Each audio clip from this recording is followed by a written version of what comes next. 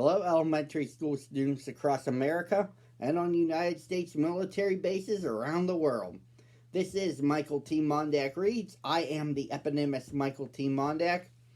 I'm back with you on this Thursday reading one picture book to you, your parents, and your teachers. But I can't do it without a preview as to what I'll be reading. Here it is for this Thursday.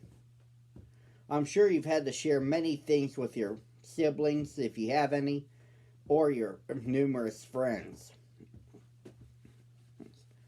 And it turns out it's good manners to be able to share things with others.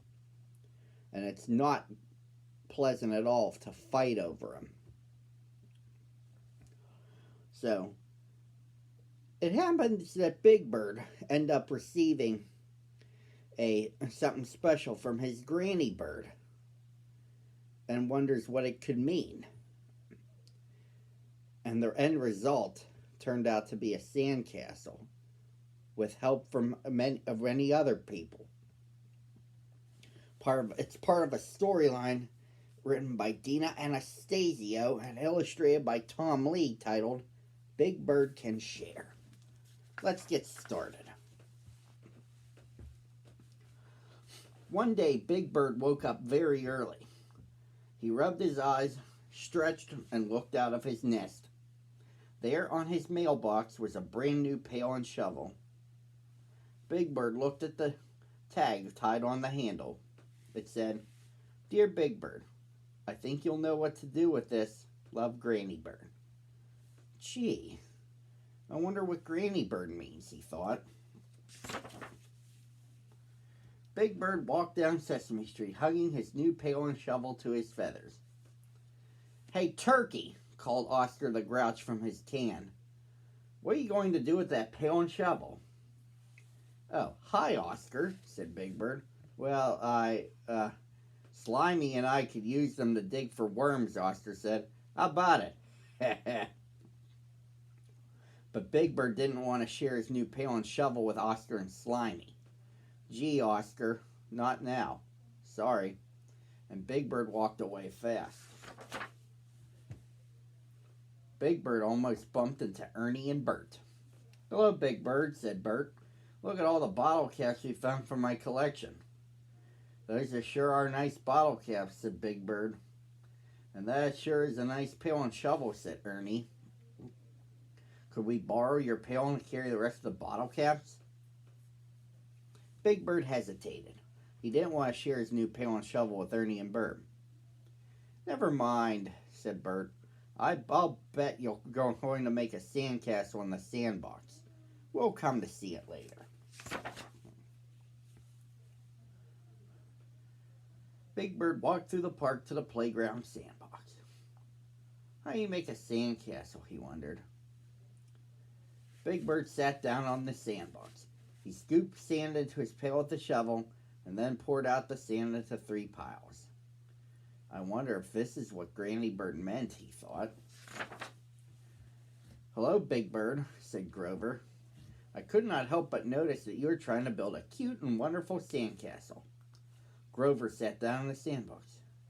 "If you put water on it, the sand will stick together.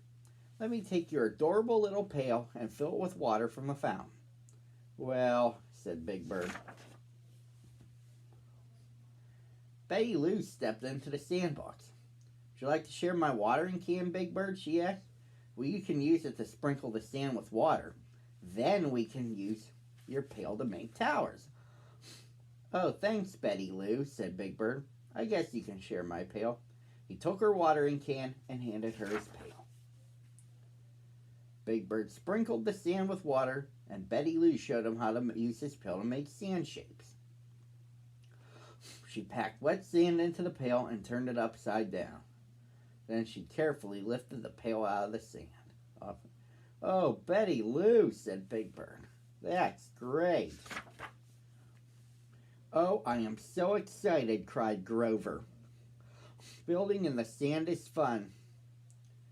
"Hey, everybody," Big Bird called to his friends. "Come and look at the neat sandcastle we're making with my new pail and shovel."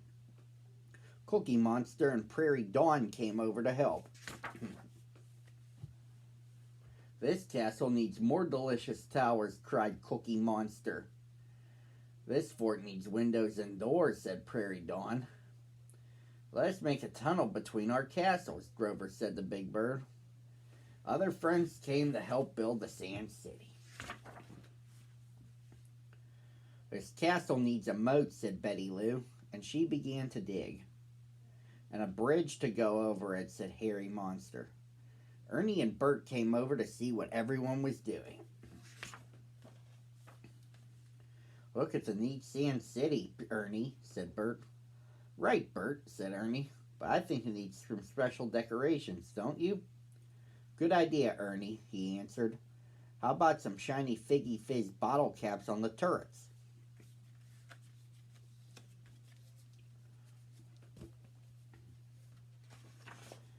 When all the castles and forts and bridges and roads were finished, everyone stood back and admired the magnificent Sand City.